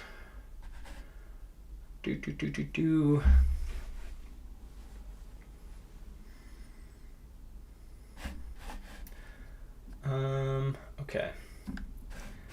Just pulling this up on the back end so we can see it. So, by the way, this is, just so you know, everybody gets these. Ensure your website is mobile friendly, loads quickly. Like, I know you wrote this with ChatGPT, everything has a colon in it. Anyway, So I have a lot of clients be like, are you sending those kind of emails? Like, no, I don't, because they don't work, because everybody gets them. Okay, so I use SEO Press. If you use WordPress and you use Yoast and you use Rank Math, that's fine. Doesn't really matter what tool you use. The place where it's at will look a little bit different. Doesn't matter. They all have schema stuff. And so where you really want to look is, so the one thing I like about SEO Press, they make it very clear when you're in the local business section. And so you can say where you want to put this. And so it looks like the default is the home page. And so I guess that might answer your question. Honestly, I'm not like hand coding the pages, Code Intern. And so I'm letting this tool do it for me. So it looks like it's doing it on the home page. So, but we could double check on that. And so I don't have the address publicly visible, actually, so that's not going to be on there. And then the place ID, this might not even be filled in. That'd be interesting. Okay, so it's defaulting to stuff. I could put the phone number in here. I guess this isn't filled out at all. So yeah, so I should go through and do this. I'm not gonna do it right now because it'll bore you guys. But yeah, so this helps you fill out your local business schema. And if you wanted to, so I had this with a client of mine. Let's see. I'm trying to think how we could pull this up. Well, I guess I did this. Hold on. Let me. I actually did add some schema to this page manually because I noticed that some of my competitors had reviews showing below, and that was actually showing up through schema. And I had to figure that out by looking at the source of the page. So if I go here, let's see, where the heck did I put that? Here we go. Okay. So I use Divi, that's my page builder of choice here. And so in the top, you can inject like JavaScript like in the head and all that stuff. So that's where you put like your Google Tag Manager and stuff like that. So here I put in ratings from my Google Business profile. So I basically I found the markup the way it was supposed to look, gave it to ChatGPT, gave it the reviews, and just kind of I had to iterate with it for a second because it's, it kept trying to shorten it. And so I added these, and then if you go to, like, my main keyword right now is, well, let's go SEO Bend, Oregon. We were just looking at that a second ago. Whoops, it's gonna load the page. Let's go back over here. So you'll notice, so check this out. These guys have the rating here, but I don't have the rating here. So womp womp, it didn't work. Let me zoom in so you guys can actually see that. And so that's what I was trying to copy. These guys are an agency in town. They're way bigger than me. But someday I will catch up to them. But if we look up, let's see if it's still there. Google is, we'll call it like, I really want it to pop up. So we'll go Ultimate Google Business Profile Guide 2024. Nobody searches that, just so you guys know. There we go. And so initially, it actually pulled in my reviews. So it had the reviews below this, but instead this is a different SERP feature. So it's actually giving links to different parts of the blog post here. And so again, we have the schema in there. I wanted to do one thing, Google will do it at once. And so schema is pretty low on my list of priorities, Code Intern. So it's just, I don't know, it's not a thing that I put a lot of energy into just because Google is trending away from it. But I keep my eyes on it because I think that there's a chance that at any moment it could come back. And so I want to know what schemas are relevant. I know that product could be important. I know that reviews could be important. Local business is important. I make sure that's filled out for all my clients except for myself. I treat myself the worst of all my clients, which I think is true for all web designers and SEOs out there in the world. And so, if we were to look up any of my other clients, you'd see that they're completely filled out, hopefully. But that's pretty much the only schema that I'm worried about, Code Intern. Now, Matt asked another question here. He said, how does Google quantify searches like web design near me? In other words, how does Google assess what is near me as opposed to, say, web design in Laguna Niguel? All right, and Code Intern's got a question too, which I think is really good. So we'll get to that one next.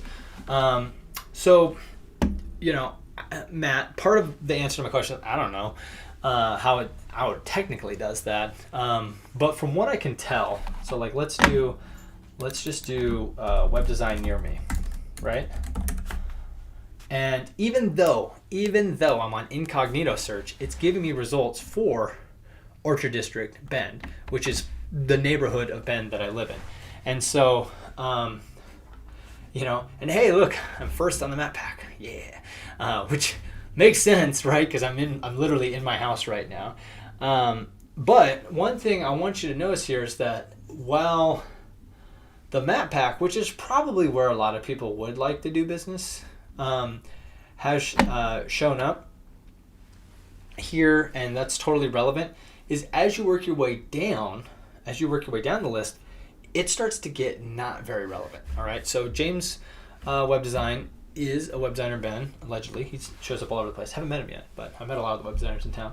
But then like Bark.com, Thumbtack, Yelp, that kind of makes sense. But then Upwork, who knows who this guy is? Thumbtack again, Thurvo, Upwork, like these actually aren't good results.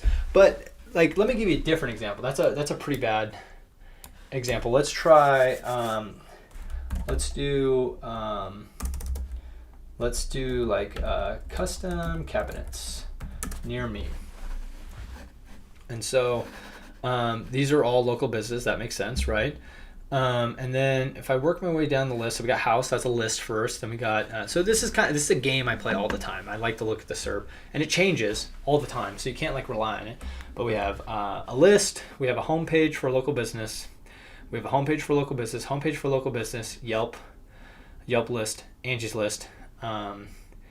We have a homepage for local business with a broken featured image, and then we actually have a Yelp profile for the same business, so that could be a good thing for them. Then we have Lowe's. A lot of people are probably going to click on that. We have an ad, we have Thumbtack, we have Angie's list, we have Home Depot, we have a list, we have Home Depot. I'm skipping over these ones. Brian's Cabinets, that's a local business, that's a homepage.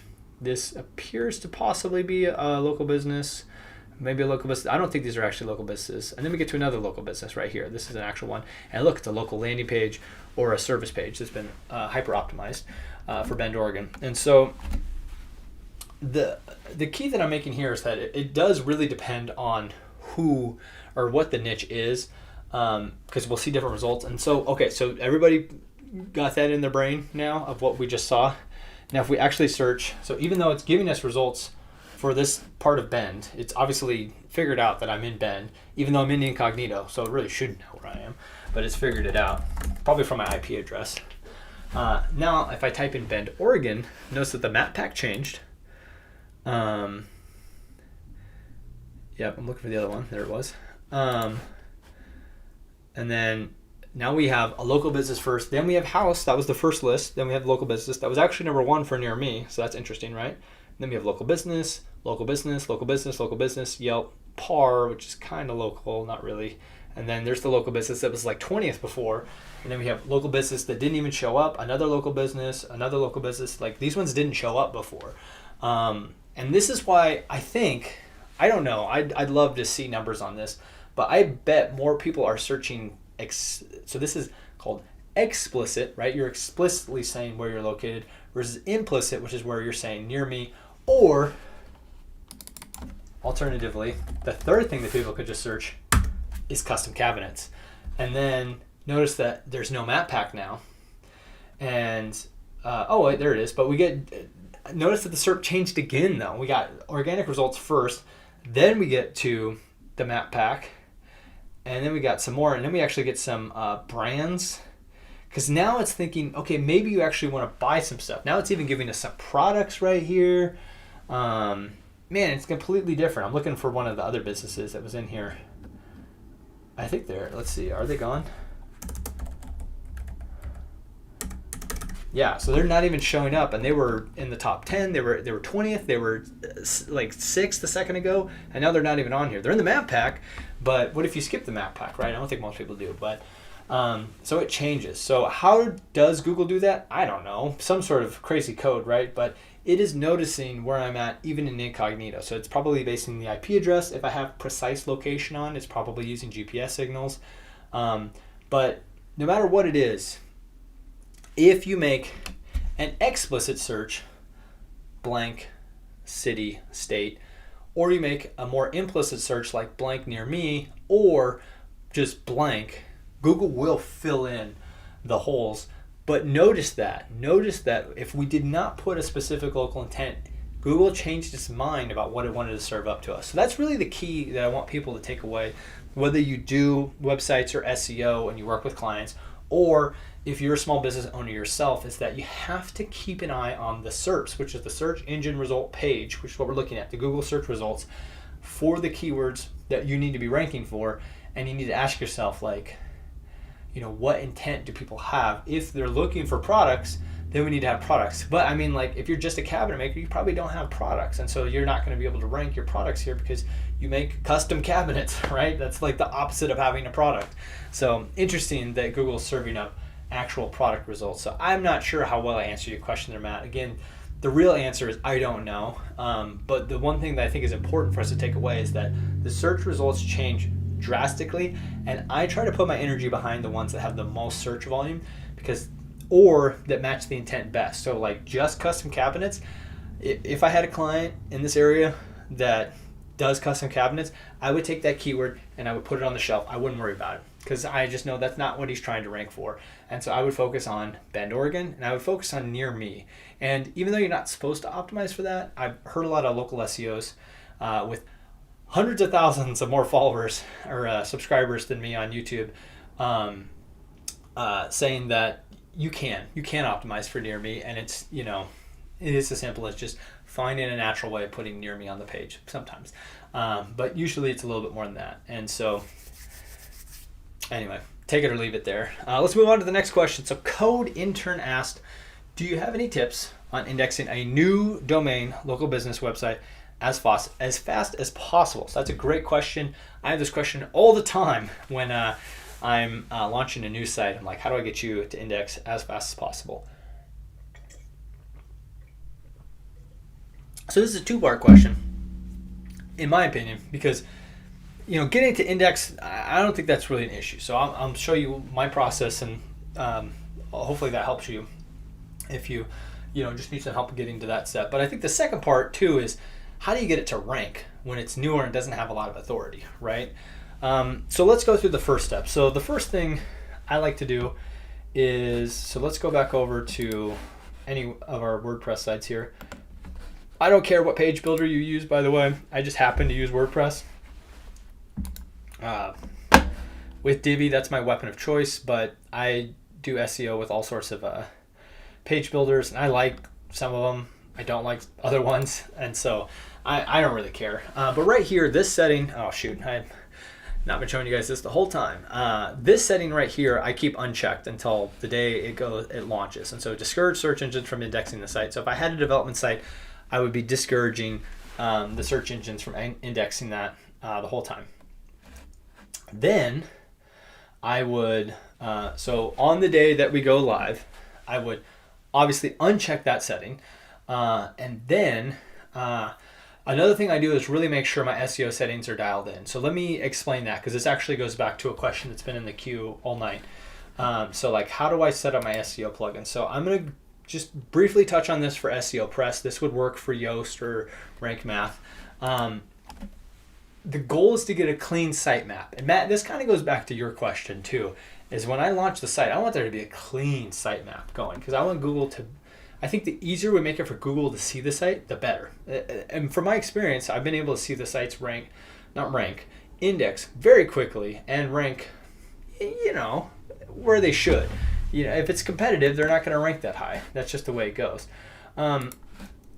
So let's look at the sitemap for ThenCan Designs. This is probably actually going to be a little messy, so let's find out. So right now, this is good. So we just have a page sitemap and a post sitemap. So I do have a couple blog posts. So let's look at the post sitemap. We should see about a handful of blogs. I do have some like kind of duplicated blogs that I would love to clean up at some point. because I at one point I was doing blog posts for the videos that I was posting back in the very early days. Don't ever watch any of those videos, by the way. No, just kidding. Some of them are halfway decent. So that looks clean. And then I want to look at the page sitemap. And if you watch the first half of this video, you'd know like I wouldn't have any blogs when I'm launching. So I should just have the page sitemap at this point. And then I'd go through and say, okay, what do I got? Do I have my, my homepage? Because I have posts, it's showing up on the post sitemap, so it's not there. Do I have my about, contact? Yep, there they are right there. Do I have like a services page? I actually don't have a services page right now, which I should probably build out, a service hub, because I'd like to have a service hub and then my services branch off of that. But instead, I have, this is actually not the best sitemap. What I would do, let's go back to this picture, is I would have a home, about, contact, services, like a hub, and then if I had done it, I would build out like individual service pages. So like, with the example earlier of HVAC, I'd have maybe like a heating page and like an AC repair page, and maybe another one, right? Whatever other services HVAC people do, coming off of the services page. And then if we were doing HVAC as an example, we'd maybe have a gallery page of previous projects, or a projects page. That could be one that you could have as kind of the fifth page coming off of the home page. So all that to say was to make sure that the sitemap is clean, that there's nothing else on there. And it looks like I'm not indexing like the privacy policy pages, which I typically don't. We have our first corrugate parents. Would you like to say hello, Fig? I know it's not Loaf, who everybody actually really loves, but Fig's pretty good too. Say hello, Fig. Thanks, bud. Checking on our sitemap. All right, let's get back to it. So the sitemap is clean. Sometimes you'll end up with some lingerers, right? While you're building out a website, you might have like, you built out 2 versions of a page or something like that. And so you just want to make sure this is really clean before we send it over. So I would probably do this before I uncheck that box that I showed a second ago. And then I want to do my SEO settings. And so if you've never done it before, you can hit get started and it'll like walk you through it. But basically what it's bringing you to is this section right here. So it's saying, what do you want to have indexed? And Yoast has something that looks just like this. And so you go in here and it depends on what you have, but depending on the plugins you use in WordPress, you can have a bunch of different options down here. For most of my clients, I only check pages. I don't check posts. If there are no blog posts, then we don't need a post sitemap. And so I leave that unchecked. And then also go to taxonomies here because it's also going to have categories and tags and all that stuff. And generally speaking, unless you're writing a blog that could benefit from having the categories indexed, which is, if you're a local business, it's probably not you, then uncheck that. Uncheck that. And that'll just keep your sitemap super clean. Then this is what you're going to do. So hold on, let me turn this off so I don't accidentally show the wrong stuff. Okay, that works. Okay, so now you're going to go over to Google Search Console. You're going to go to sitemaps, and you're going to upload. So you get there. So I'm going to go back here, get to the sitemap. So the different plugins do differently. If you're using a different page builder, it'll be a different, the address will be a little bit different. But this is the main one. So this is called the index sitemap, I guess. And so I'd copy that and I'd paste it into here and hit submit. And then I do like to go in and do the page one separately. Or if there's a page in a post and I've had to do like, if you have categories or if there's something else that needs to be indexed, just put them all in there. But probably post and page is the most you're gonna have for local business. Get those in there, submit them. Wait a second, it'll be read at first, and then do it again, you'll see success after that. All right, so just wait a second. It'll keep hitting refresh. Make sure that you see success, because if you don't, there's probably an issue on the website. I just had this happen the other day with a site I was launching. I forgot to uncheck the box that I was talking about a second ago. And so just make sure you do that. Fig's up to some nonsense down here. Now, this is the secret sauce. How do we make sure our pages are indexed, right? Because you're going to end up with all this crap over time. I've checked all of these. I'm not worried about them. What you do is you go through, and you only get about 12 crawl credits at a time. So you're going to go through and start with your home page. Click on that. You're going to say, you can either test live URL or just click request indexing. Click request indexing, wait, and then come back to it later. And because it takes like 2 minutes to process. And then from there, you're going to, the page will actually be added to the index crawl. Let me see if there's one that I can do right now. There's not really any pages I've edited. I like to do this when I edit a page too. Let's see. I got a new client's website. Roofing Bend, Oregon.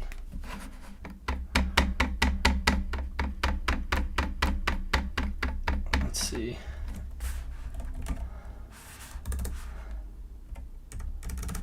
Yeah.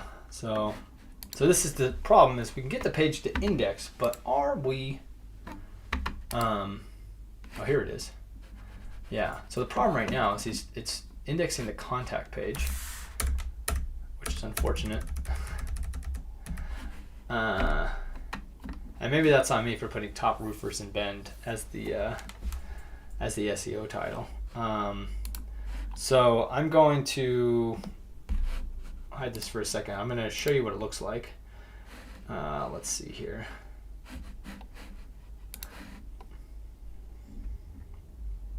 We're starting to get some impressions.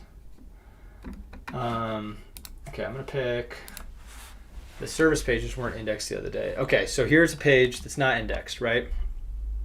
The page is not indexed. URL is not on Google. And so what do?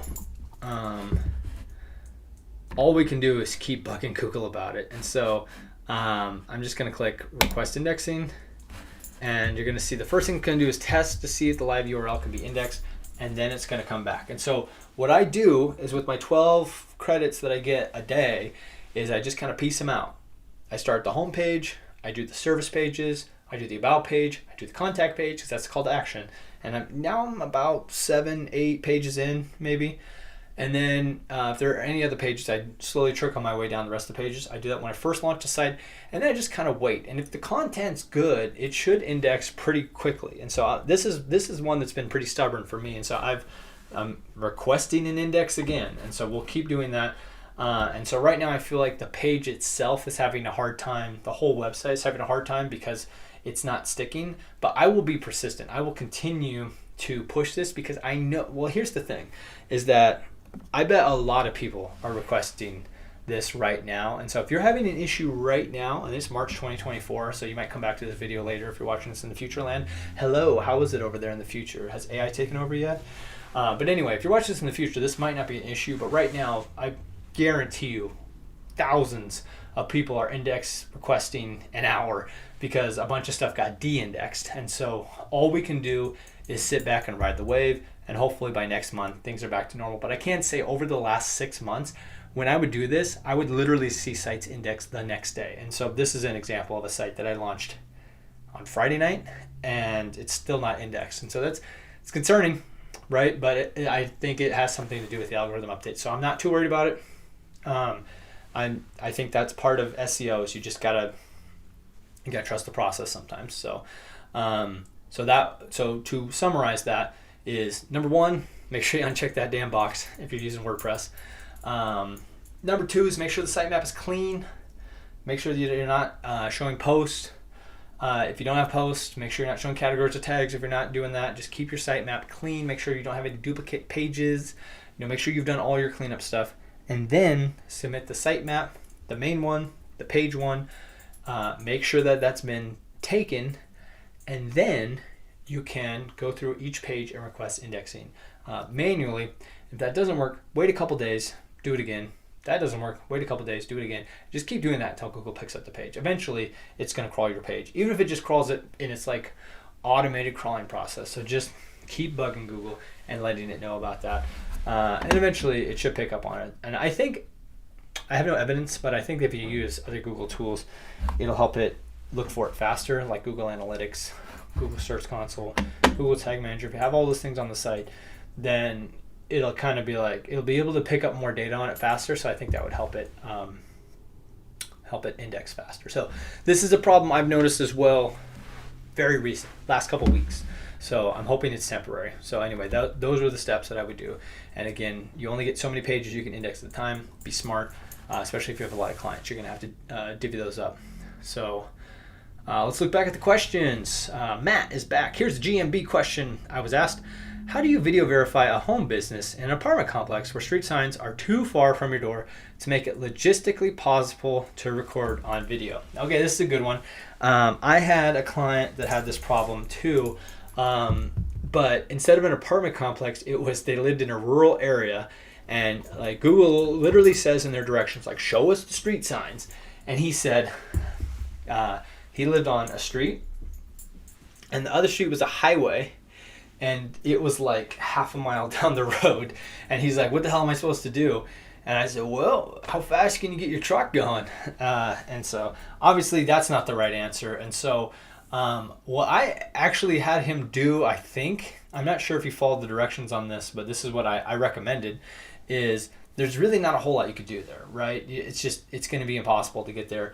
And so what I would do, and this is a lot of work, but I told him to either print a picture or like take a picture with an iPad or some other device, right? Somebody else's phone, if you could find one.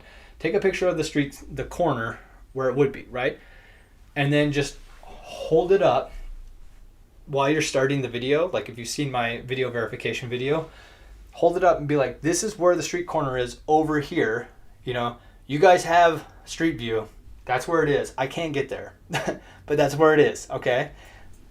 And then turn around, and I would say, here's the apartment complex. And if you could start the video at a place that has the name of the apartment complex, that could be helpful, right?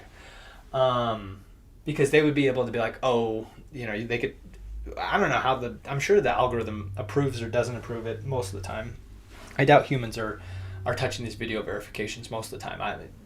Some sort of weird AIs checking this stuff out. So if it could see the name of the apartment complex, then I think that would help it. And then just bolt straight up to the apartment, get to the home office, and do the things. You know, show the marketing materials, show the verification of business ownership, which could be like your EIN letter. Definitely show a bank statement, and then show your face at some point. That was something I didn't do in the video. I wish I would have done. And then, you know, try to get on the computer and log into something that only the owner will be able to log into. That could be your website. That could be some sort of payment processor. And then that's it. You got like a minute 30. Make sure you change the settings on your phone before you do that, because the default settings are way too big, so it's not going to work. And yeah, so hopefully that answers that question for what would you do with an apartment complex. So I think if you're too far away from the street sign, my general advice is to take a picture of the street sign and just hold it up and be like, here's where it is. It's over there. You can see where it would be. I can't get there in time, so here's what it would look like. I don't know. That's the best I got for you. What other questions do we have? We got about 20 minutes left. We got 4 concurrent viewers right now. Only one of them's me. And so if you're out there in YouTube land and you have a question, you have 20 minutes to ask it.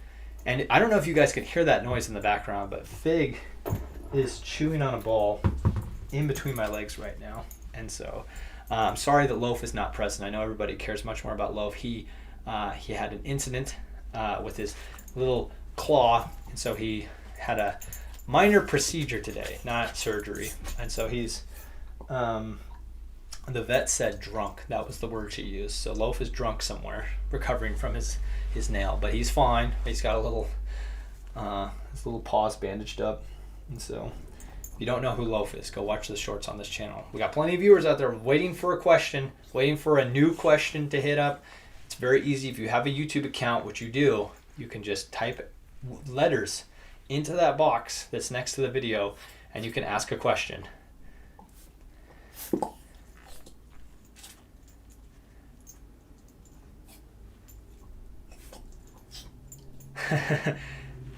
We got Josh in the building. How do you know if your page is indexed or not? That's a good question. Yeah, he's here somewhere, Josh. I don't know where he is. Like I said, he's laid up. I'll see if I can get a picture of him. He actually he tried to abandon me earlier today at the vet. He said these ladies seem way nicer than you. I'm just gonna stay with them.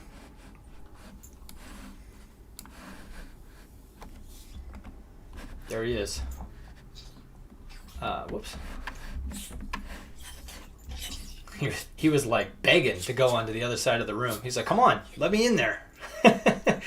Come on, man. Anyway, that's low for you. So Code Intern asked a great question. How do you know if your page is indexed or not? Google Search Console is not precise. That's accurate, right? So you can always do this. So let's try it. So there we go. So if you search for site, let me zoom in.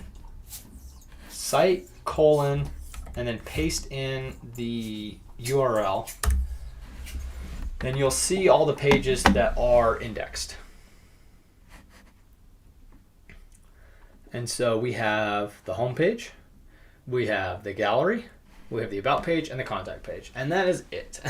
And just so you know, those are we have more than that in the website. So far, those are the pages that have been indexed, and so that is the way you would check to see what's indexed. And so you can do that with another domain. Let's do BenCan Designs, and we were just looking at the sitemap a second ago, and so that one's been around a lot longer. And so there's the home page, there's the blog, about, the review page. That's interesting. Oh look, hey, there's my review schema I was talking about earlier.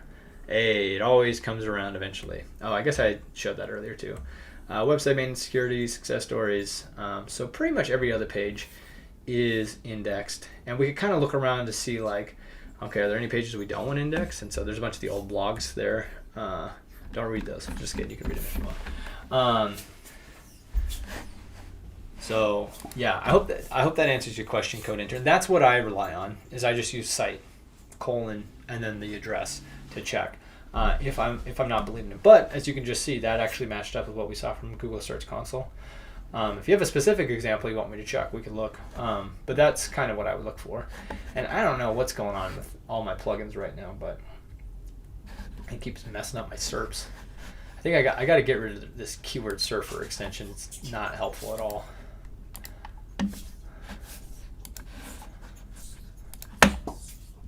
There we go.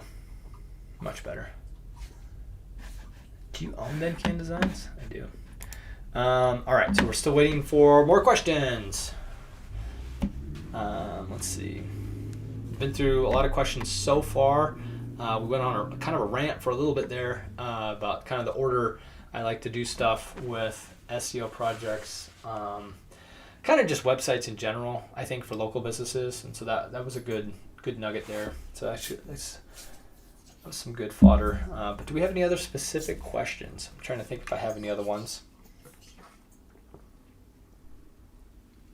I have some old YouTube comments if I look hard enough. But we have 5 concurrent viewers that could ask live questions right now, and only one of them is me.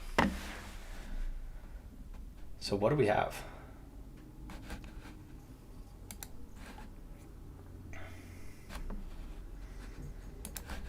Let's see, I'm just looking through my YouTube comments right now because there are some questions here.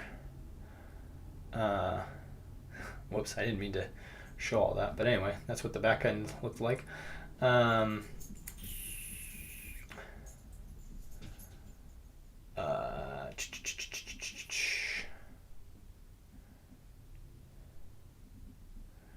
Oh, this is a good one. So Matt just asked, how did you become an expert in SEO? I'm not. It's all a lie. No, I'm just kidding. Just like everything, I'm really big on just trying to learn stuff. Here's what the back end of my YouTube looks like. I guess I just showed that to everybody. I didn't mean to do that. But yes, it was a couple different places. So I would say, the first part of my SEO knowledge goes back to, let's see, I'm trying to figure out.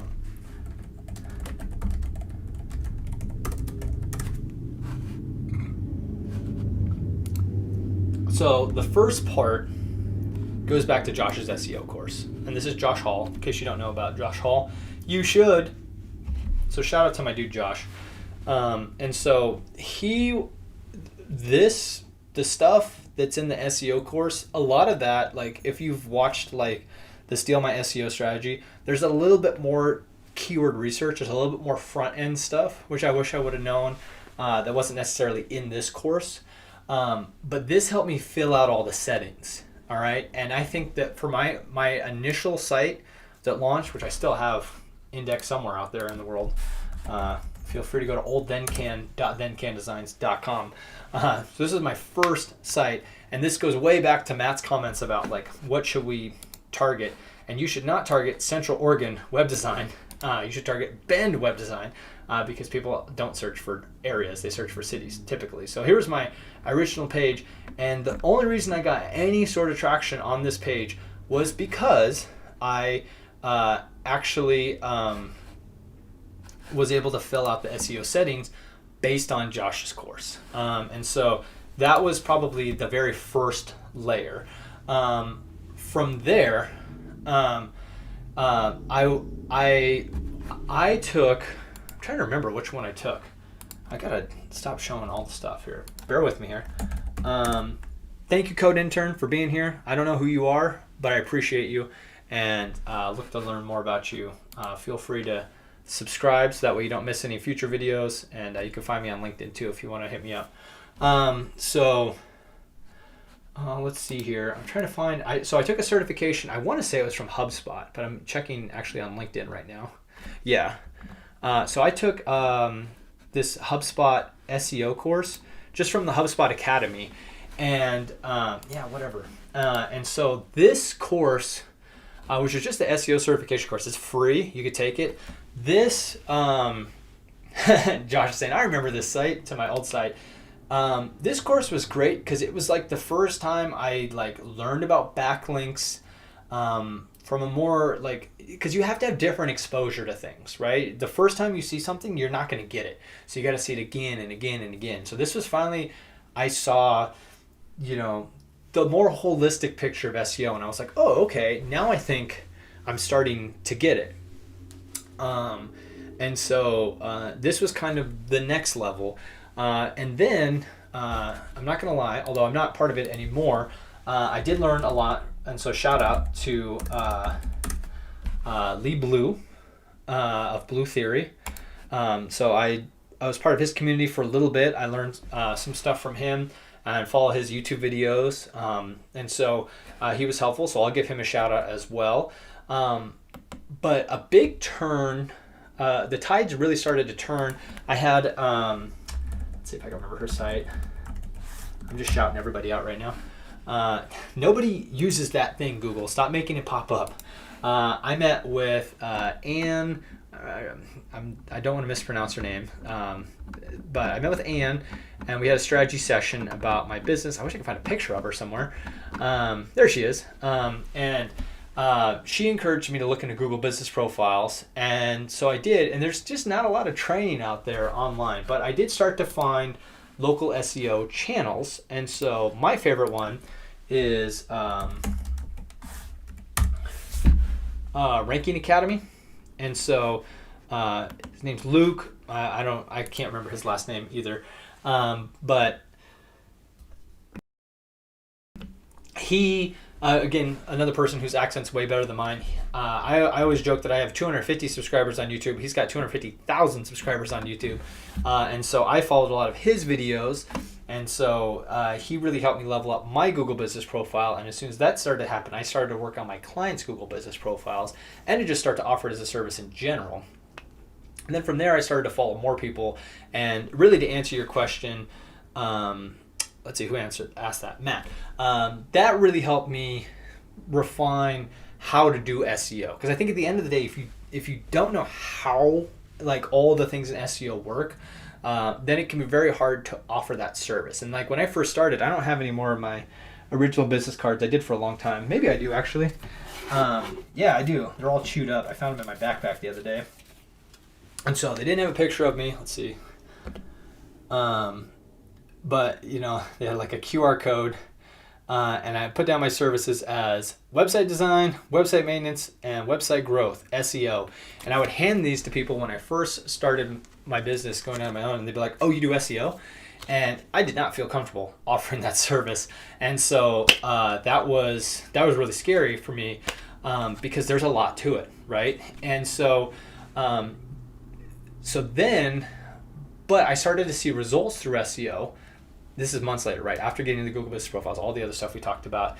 And so then I said, I need a framework to follow. Just like I followed Josh Hall's web design framework, I needed a framework to follow.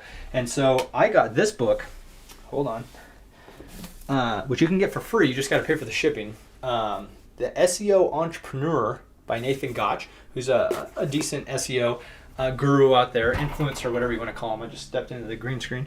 And it was really cool because he broke down how to do a lot of this stuff. And I looked at actually his group, but I saw that it was like $5,000 or like $10,000, and I was like, well, I don't know that much right now. And then I was looking at some of the other SEO gurus out there, and the one that I ended up kind of falling in love with because he was no BS was Ryan Stewart. And so his big thing is SEO sprints. And once I started to implement SEO sprints, it totally changed the game for me. And so I'm actually a part of his community and as well. And so I'm part of Web Design Pro and his, which is called the Blueprint Training. And so I don't follow all of his things to a T. Like I think his target audience for like his students are people that want to get to like 7 figures. And right now I'm really just trying to hit 6 figures. Like I would be perfectly happy hitting like 250,000 with a small team. That would be perfect for the next couple of years. Ideally, what he offers is great, but you have to like really niche down to get to that. And I just feel like I'm not ready for that. I want to keep building up my skills right here. And I think there's a lot of value in this area. And I think there's a lot of good like work-life balance that could be found in this range too. And so that's why I really started to double down on what he teaches, but then also kind of try to make it my own when it comes to local SEO, because he'll pretty loudly say like, you don't want to do local SEO for X, Y, and Z, but it's also still a good niche. And so, he teaches local SEO in there, but around a specific niche for like high ticket value clients.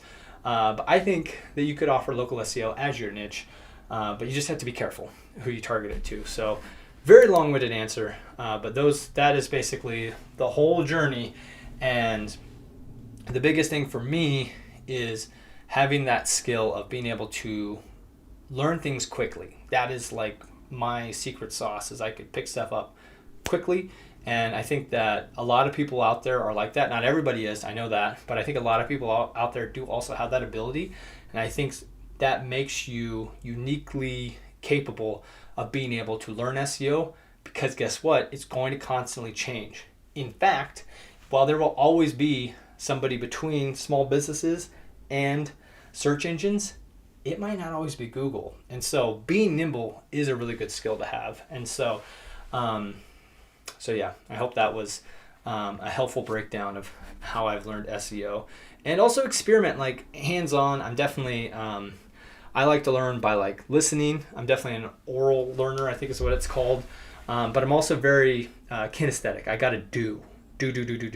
And so I've done a lot of stuff on my site. I've done a lot of stuff on my initial client sites. And when it started to work, like, I mean, at the end of the day, like that's kind of the proof is in the pudding, right? And so I encourage anybody that sat through 2 hours of this, if you're not offering SEO yet, or you're just starting to offer SEO, or you want to offer SEO, if maybe that's where you're at, then I highly encourage you to just like take it one step at a time. Make sure you do the SEO on your site first. Once you see yourself start to rank, you're going to be like, oh, I see what I just did there. But you can't go like, and that's the whole reason why, I didn't take this business card and start offering SEO services, because I didn't even know how to do keyword research. By the way, I see Matt's ordering that Nathan Gotch book. So he talks about the keyword database in that book. And so that was kind of where that came from. And then let's get to I don't think I have the second business card, but by the latest business card, which is I think is still the third iteration. SEO's back on this one actually, but in the second business card, which I don't think I have any more of those, I took SEO off of it altogether because I was now in a land of imposter syndrome. I realized, it was like that. What's that little graph of knowledge, right? It's like at first you don't know anything, then you think you know too much, then you realize you don't know actually anything, and it dips back down. But then it starts to trend back up, and you're like, oh, I just needed a framework. I needed the basics. I needed some frameworks, and so that would be my recommendation. And secret time. Part of me wants to put some of this and put it together. I've historically really loved teaching, and so I think it could be kind of a fun thing. And so I don't know, it's an idea I've had. I think it would be a lot of energy. I don't know if it would pay off, but my core value is service, and so if I can help people in any way, I think that would be really cool. And so I don't know, maybe even in the next 3 months there could be something out there for people that are, maybe they have a web design company, or maybe it's not web design, maybe it's something like they're a social media marketer and they think that SEO could be a service that they could offer on top of what they're doing right now. I think it's a service that you can add on to a business that you're already doing. It's hard to do kind of on its own out the gate, but if you already know how to build websites, you know how to build people's social media followings, something like that, like you're already doing that, I think you could add on local SEO.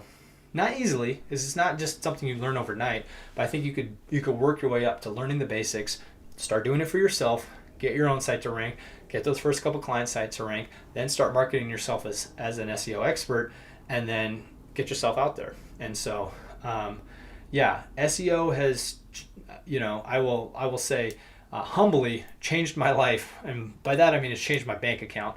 Going from just a couple months ago to making a few $100s a month in recurring revenue to a few $1,000s a month in just a couple months is crazy. Like that was what happened when I flipped the switch. So SEO is definitely a good industry to be in. But you got to deliver results, right? Because that's the problem. Like that's the problem out there. Tiny rant to end the 2 hours thing is like, there's all these SEO agencies out there right now, and it feels like everybody's all about the onboarding. We've got to get more clients, and then we just leave them alone. Like the industry is broken, and that was one of the reasons why I didn't want to get into it. Is it feels icky. You got to sign people onto these contracts, and you offer them the moon, or you promise them the moon. You don't offer them the moon, you promise them the moon, and then you don't deliver, right? Clients don't care. They just want results. So anyway, that's one of the reasons why I like this Ryan Stewart guy. That's one of the reasons why I've always liked Josh Hall. He's about results and he's about delivering good stuff, and he's a real down-to-earth dude. Ryan Stewart, he talks a little more crap than Josh does. He's kind of a different dude, but it's all about results, and it's not about contracts. And so anyway, I'm excited to see what a combination of kind of nice guy Josh and tough guy Ryan can kind of come together, meet in the middle, kind of in my brain, and also kind of give it a Sam twist and see what that turns into. And it's really about results, right? And that's a big thing. I'm looking forward to building out a couple case studies here over the next few months. And my favorite one is maybe before that cabinet maker was shown out. I remember the first time we worked together, we just launched his site, and he had like one project in his shop, and then we just met a couple weeks ago, and I went to his shop and it was full. And that speaks louder than anything else Google Analytics or Google Search Console or SEMrush or anything else will tell me, right? When I walked in, he just said basically like, thank you, like whatever we're doing is working, let's do more. And that's the most important thing. Like the numbers don't matter, with everything else that's going on in this world. And at the end of the day, right, because none of this stuff matters, at the end of the day, it's about the human connection and what we can do for other people. Because what is this country without small businesses? So anyway, that was a super weird existential way to end this Q&A, but thank you for tuning in. I don't think I'm going to do this every month, but maybe I will. I appreciate you stopping by. And if you haven't already, go to go to yoursmallbizseosuccess.com and sign up for the email newsletter where I drop weekly SEO tips, and I might drop some more intel on potential SEO things that I might be working on behind the scenes and thinking about. And yeah, make sure you subscribe to the channel so that way you can see if we do a live in the future. And also I'm getting a microphone tomorrow, so hopefully that sounds a lot better. Yeah, I look forward to helping people out down the road. And I think we can all do a little bit better together. Need to work on a slogan there. Anyway, thanks for sticking around. Josh dropping out. That's awesome, but it felt great. And then Matt said, amazing webinar. Thanks for answering all my questions. I know I asked a lot. Well, thank you, Matt, for being here from start to finish and asking those questions. That way it was actually a Q&A session, not just me talking to myself, because I was worried that might happen for a second. So thank you for everybody that tuned in. Again, please subscribe. I'll try to do this again at some point down the line. So one of the reasons I did this is because we hit 250 subscribers on the channel. So I got a feeling when we get up to 500 subscribers, I think I got to run it back and do it again. So if you're not already subscribed, hit that button so that way we can get another one going. But that's it. I've got some good videos coming down the pipeline, so I'm looking forward to creating that content. And again, I'm always open to suggestions. So if you have some ideas, just find an old video, leave a comment, and just be like, what if you did a video on this? Or find me on LinkedIn. That's usually one of the other places I'm hanging out. So I think we'll leave it there because I'm hungry and I need to go eat some dinner. So everybody, have a great night, and I will see y'all on the flip side.